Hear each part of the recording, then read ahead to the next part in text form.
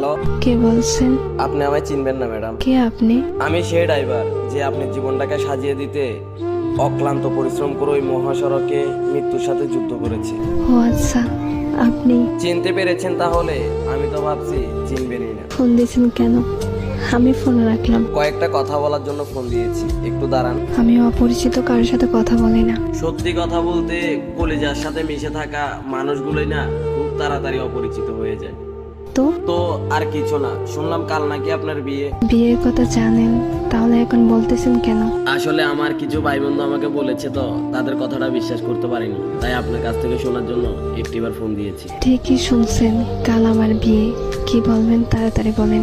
আর কিছুই বলার নেই, শুধু একটাই প্রশ্ন, আমার কি দোষ ছিল? আমার ভালোবাসায় তো কোনো কমতি ছিল না, শুধু পেশায় ড্রাইভার বলে আজ আমায় ছেড়ে কোনো প্রতিষ্ঠিত ছেলের হাত ধরে চলে যাচ্ছ। তোমার কি ওই কথাটা মনে আছে?